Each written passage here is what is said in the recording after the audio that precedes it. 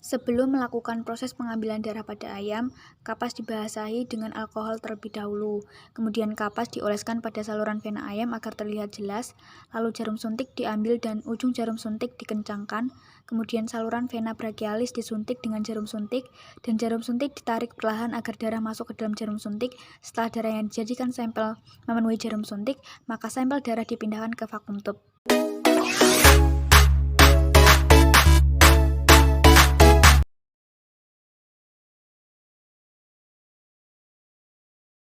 Sebelum nekropsi dilakukan, ayam disembelih terlebih dahulu. Proses penyembelihan ayam harus menggunakan pisau yang tajam dan harus dapat memutus 3 saluran, yaitu saluran peredaran darah yang meliputi arteri maupun vena jugularis, saluran pernapasan, dan saluran pencernaan.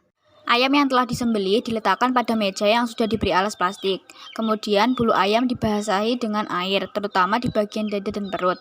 Ayam diletakkan pada alas plastik dengan posisi punggung di atas, kedua paha ditekan ke arah bawah atau arah lateral agar lebih leluasa dalam melakukan nekropsi dan ekor menghadap ke arah pemeriksa.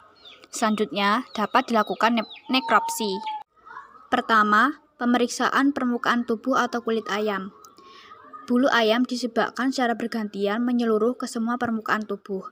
Lalu diamati apakah ada kelainan permukaan tubuh seperti adanya luka terbuka dan adanya memar biru. Pada ayam ini tidak ada luka terbuka dan memar biru.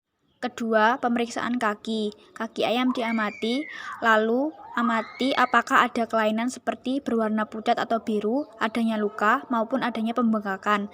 Pada ayam ini tidak ada kelainan seperti berwarna pucat atau biru, tidak ada luka, dan tidak ada pembengkakan. Ketiga, pemeriksaan jaringan di bawah kulit atau subkutan. Kulit penutup tubuh ayam dibuka, mulai dari ujung tulang, dada ke arah lateral, anterior maupun posterior, hingga seluruh kulit terlepas dari rongga dada, perut, sampai leher. Lalu amati apakah ada kelainan. Pada ayam ini tidak ada kelainan seperti memar berwarna biru, luka terbuka, maupun perdarahan di dalam. Keempat, pemeriksaan bagian kepala. Paruh di bagian distal atau dekat dengan lubang hidung dipotong, maka akan terlihat rongga hidung dalam atau disebut dengan sinus. Periksa perubahannya dan tekanlah bagian tersebut. Lalu amati apakah ada kelainan atau tidak. Pada ayam ini tidak ada kelainan seperti adanya lendir cair ataupun adanya padatan seperti keju. Pemeriksaan selanjutnya, kulit penutup mata bawah digunting dan dikuakkan, lalu amati jaringan di bawahnya apakah ada kelainan atau tidak. Pada ayam ini tidak terjadi kelainan seperti berwarna putih pucat, berwarna merah meradang, ataupun berwarna kebiruan. Pemeriksaan selanjutnya, dinding rongga mulut diamati apakah terjadi kelainan atau tidak.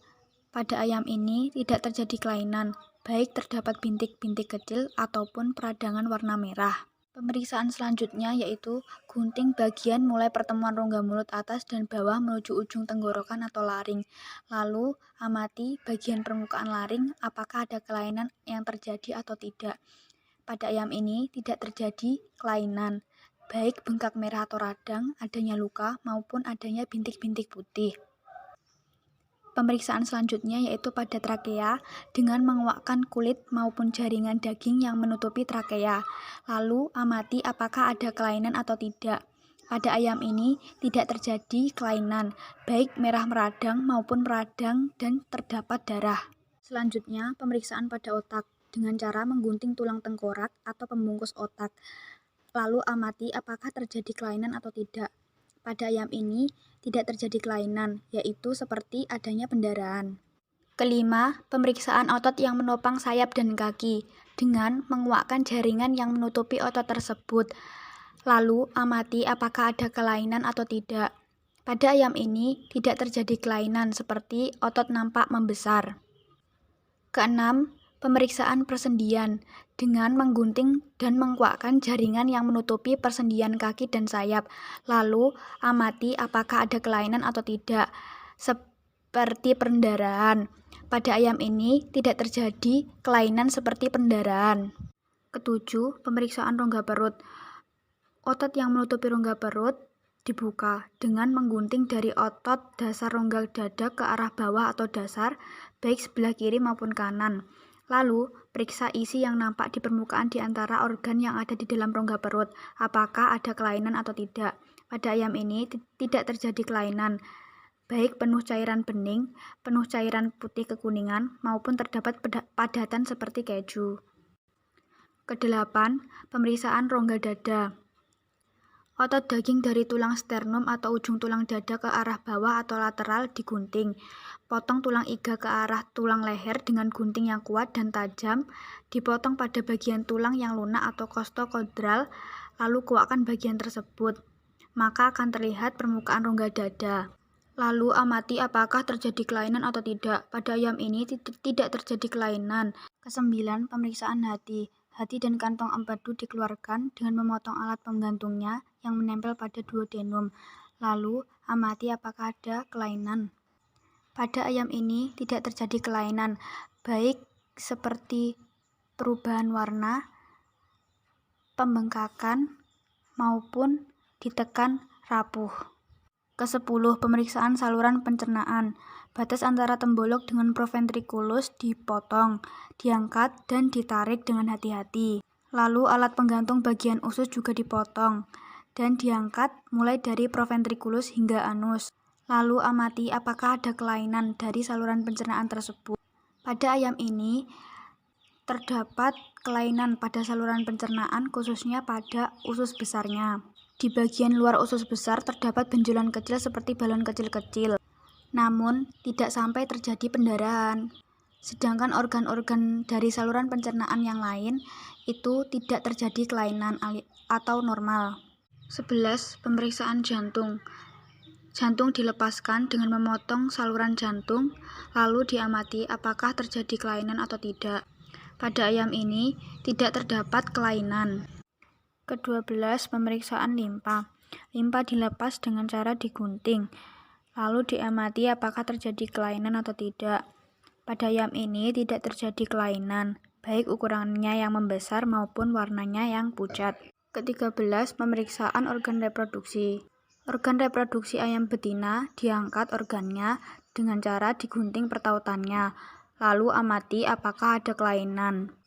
Pada ayam ini, organ reproduksi tidak terjadi kelainan. 14.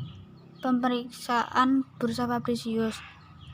Bursa fabricius diangkat dan digunting, lalu diamati apakah ada kelainan atau tidak. Pada ayam ini tidak terjadi kelainan pada bagian bursa fabriciusnya. Terakhir, pemeriksaan paru. Dengan cara menggunting bagian paru mulai dari trakea, bronkus, dan paru. Lalu amati perubahannya. Kemudian gunting bagian yang terlihat rusak atau radang berat dan ditekan bagian yang terpotong. Potongan yang terlihat rusak parah lalu dimasukkan ke dalam uji apung. Kemudian amati perubahannya apakah terjadi kelainan atau tidak. Pada ayam ini tidak terjadi kelainan pada pemeriksaan paru-parunya.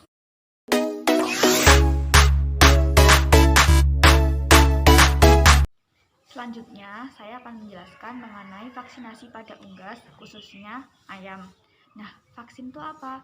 Vaksin merupakan mikroorganisme atau agen infeksi yang sudah dilemahkan atau dimatikan dan diformulasikan sedemikian rupa yang digunakan untuk infeksi buatan. Nah, fungsi dari vaksin adalah menggertak pembentukan kekebalan atau antibodi pada ternak sehingga dapat mencegah infeksi penyakit. Nah, vaksinasi ini dapat dilakukan lebih dari satu kali. Vaksinasi pertama kali akan membentuk kekebalan tingkat awal. Sedangkan vaksinasi berikutnya, yaitu kedua, ketiga, dan seterusnya, itu merupakan penyangga agar kekebalan akibat vaksin awal tidak turun atau biasa disebut dengan booster. Vaksin sendiri itu terbagi menjadi dua jenis, yaitu vaksin aktif dan vaksin inaktif. Perbedaan dari vaksin aktif dan vaksin inaktif yaitu terletak pada pertama, bentuknya. Nah, pada vaksin aktif bentuknya yaitu kering beku, sedangkan vaksin inaktif bentuknya emulsi atau suspensi karena mengandung larutan. Nah, yang kedua yaitu isi. Pada vaksin aktif berisi agen penyakit atau mikroorganisme yang telah dilemahkan. Sedangkan vaksin inaktif berisi mikroorganisme yang telah dinonaktifkan atau dimatikan. Nah, yang ketiga yaitu perlakuan sebelum digunakan. Pada vaksin inaktif, pemakaiannya harus dilarutkan terlebih dahulu menggunakan pelarut. Sedangkan pada vaksin inaktif, pemakaiannya tanpa pelarut, langsung digunakan. Nah, yang keempat yaitu berdasarkan pemberiannya. Pada vaksin aktif yaitu melalui tetes mata, hidung, mulut, air minum, dan lalu diinjeksikan. Sedangkan pada vaksin inaktif yaitu hanya dengan diinjeksikan saja. Tolok ukur dari keberhasilan vaksinasi ada beberapa macam hal, yaitu pertama, kondisi kesehatan ternak yang akan divaksin itu seperti apa. Kedua, kualitas vaksin sendiri yang digunakan. Ketiga, teknik vaksinasi yang digunakan. Keempat, program vaksinasi yang digunakan. Kelima, keterampilan vaksinator. Keenam, tingkat pencemaran bibit penyakit. Dan yang ketujuh yaitu program biosecurity.